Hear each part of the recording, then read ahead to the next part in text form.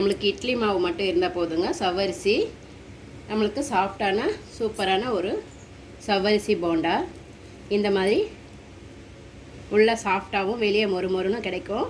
இந்த மாதிரி எப்படி செய்கிறதுன்னு பார்க்கலாம். வாங்க வீடியோக்குள்ளே போகலாம். வணக்கம் நண்பர்களே, லக்ஷ்மி சமையலுக்கு உங்களை அன்போடு வரவேற்கிறேன். நம்ம வீடியோ இதை ஃபஸ்ட் டைமாக பார்க்குறீங்கன்னா சப்ஸ்கிரைப் பண்ணிக்கோங்க, பெல் பட்டனை கிளிக் பண்ணிக்கோங்க. அப்போ தான் நான் போடுற வீடியோலாம் உங்களுக்கு உடனுக்குடனே வரும். வாங்க வீடியோக்குள்ளே போகலாம். இன்றைக்கி நம்ம ஈவினிங் ஸ்நாக்ஸுக்கு ஒரு சூப்பரான சவ்வரிசி போண்டா தாங்க செய்ய போகிறோம். சுட சுட அது எப்படி செய்யுதுன்னு பார்க்கலாம். வாங்க வீடியோக்குள்ளே போகலாம்.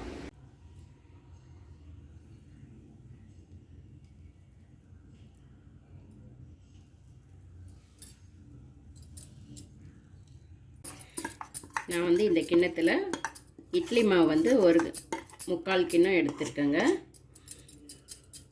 சவ்வரிசி ஒரு 50 கிராம் எடுத்திருக்கேன். இதை சேர்ந்து நல்லா கலந்துக்கலாம்.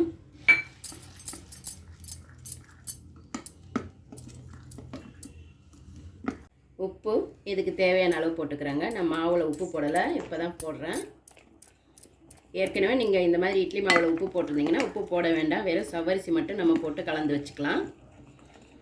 நம்ம இட்லி மாவில் இந்த மாதிரி மாவு சவ்வரிசி தாங்க விற்கும். அது மாதிரி தான் நம்ம மாவு சவ்வரிசி வாங்கி போடணும். லைலான் சவ்வரிசியெல்லாம் போட்டிங்கன்னா அது போண்டா நல்லா வராது. பார்க்குறதுக்கு உங்களுக்கு இந்த மாதிரி மாவு சவ்வரிசியாக இருக்கணும். அப்போ தான் உங்களுக்கு அந்த மாவோடு நல்லா ஊறி சும்மா டேஸ்ட்டாக இருக்கும். நம்ம சவ்வரிசி போட்டுட்டு உப்பு போட்டு இந்த மாதிரி நம்ம கலந்து விட்டுக்கலாங்க. இது நல்லா ஒரு 3 ஹவர் ஊறட்டும். அதுக்கப்புறம் நம்ம இதை எடுத்து போண்டா போட்டுக்கலாம். இன்றைக்கி நம்ம சவ்வரிசி போண்டா செய்கிறதுக்கு ஒரு வானிலையில் எண்ணெய் வச்சுக்கலாங்க. கொஞ்சமாக நான் எண்ணெய் ஊற்றிக்கிறேன். நம்ம சவ்வரிசி போட்டு கலந்து வச்சது மாவு எப்படி இருக்குன்னு பார்க்கலாம். நல்லா அடியிலெல்லாம் ஊறி இருக்குங்க, கட்டியாக இருக்குது. எல்லாமே நல்லா கலந்து விட்டுக்கலாம்.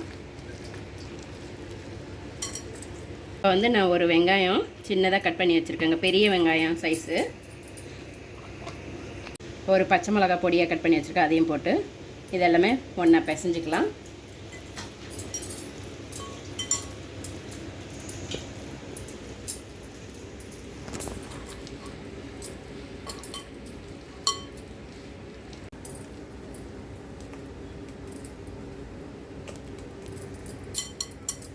மாவு இந்த மாதிரி இருக்கட்டும்.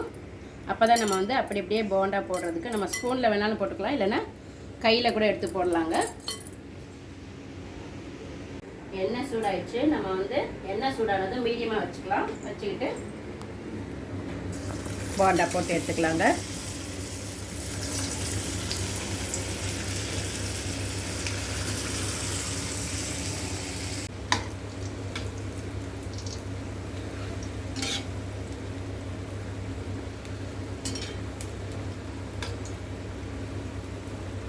நம்ம ஸ்டவ் மீடியமாக தான் வச்சுக்கணும். அப்போ தான் உள்ளெல்லாம் வேகும். ரொம்ப வேகமாக வச்சுட்டிங்கன்னா ரொம்ப சீக்கிரமாக தீஞ்சு போயிடும். உள்ளே வேகவும் வேகாது. நம்மளுக்கு எந்தெந்த சைஸ் வேணுமோ அந்த அளவுக்கு நம்ம போண்டா போட்டு எடுத்துக்கலாம். அவ்வளோதாங்க, நம்மளுக்கு போண்டா ரெடி ஆயிடுச்சு.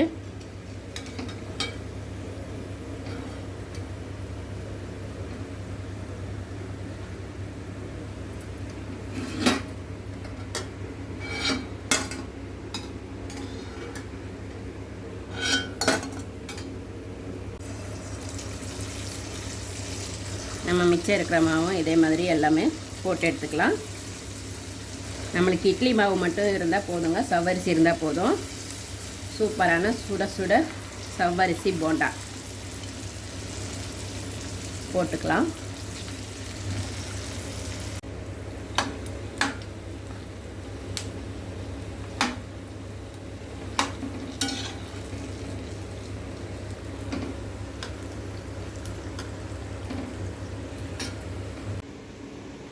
நம்மளுக்கு காலையில் நேரத்தில் பார்த்தீங்கன்னா உங்களுக்கு வெயில் அடிக்குதுங்க. அதுக்கப்புறமா பார்த்தா டக்குன்னு மத்தியானம் சாயந்தரம்லாம் பார்த்தீங்கன்னா மழை ஸ்டார்ட் ஆகுதுங்க.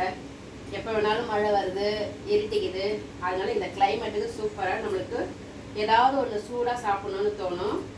அதுமாதிரி சூடாக சாப்பிட்ணுன்னு தோணும்போது நீங்கள் ஒரு 3 மணி நேரத்துக்கு முன்னாடி இந்த மாவு பிசைஞ்சு வச்சுட்டா போதுங்க. அவ்வளோதான், நம்மளுக்கு சவரிசி போண்டா சூப்பராக ஈஸியாக பண்ணிடலாம். இதில் எந்த ஒரு நம்மளுக்கு வேலையே இல்லைங்க. வெறும் வெங்காயம் பச்சை மிளகாய் கட் பண்ணி போட்டாவே போதும். நல்லா சாஃப்டாக கிடைக்கும் உங்களுக்கு போண்டா.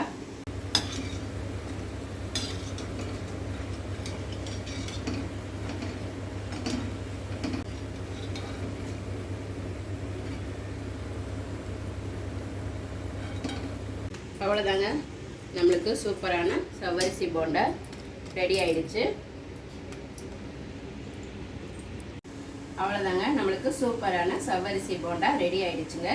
கண்டிப்பாக நீங்களும் உங்கள் வீட்டில் ட்ரை பண்ணி பாருங்கள். எப்படி இருந்ததுன்னு கமெண்ட்டில் சொல்லுங்கள். இது எப்படி இருக்குன்னு இப்போ பார்ப்போம்.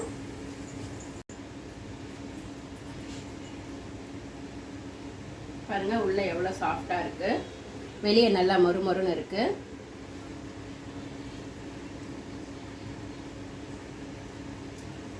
ரொம்ப நல்லா இருக்குங்க. நான் வந்துட்டு இதுக்கு வந்து மாவு வந்து 1.5 கப்பு மாவு போட்டிருக்கேங்க. 50 கிராம் சவரிசி போட்டிருக்கேன். அது ரெண்டும் போட்டு கலந்து வச்சு ஒரு 3 மணி நேரம் ஊறினாவே போதுங்க. அப்படி இல்லைன்னு வச்சுக்கோங்க, உங்களுக்கு 3 மணி நேரம் ஊறியும் உங்களுக்கு கொஞ்சம் தண்ணியாக இருக்குது அப்படின்னா, ஏன்னா ஒவ்வொரு மாவு வந்துட்டு கொஞ்சம் தண்ணியாக இருக்கும். இட்லி மாவு கெட்டியாக இருக்கும் இல்லையா? அப்படி நம்மளுக்கு தண்ணியாக இருந்ததுன்னா கொஞ்சோண்டு பச்சரிசி மாவு மட்டும் போட்டு கலந்துக்கணும். நீங்கள் பச்சரிசி மாவு போட்டிங்கன்னா கொஞ்சம் ஆப்போசோடாவும் லைட்டாக போட்டுக்கணும். இல்லைன்னா வேண்டாங்க, அப்படியே நம்ம சுட்டு எடுக்கலாம். இந்த போண்டாக்கு வந்து நீங்கள் தேங்காய் சட்னியும் தொட்டுக்கலாங்க. அப்படி இல்லைன்னா கார சட்னி கூட தொட்டுக்கலாம். இல்லைன்னா வெறுமனே அப்படியே சாப்பிட்டாலும் ரொம்ப நல்லா டேஸ்ட்டாக இருக்கும்.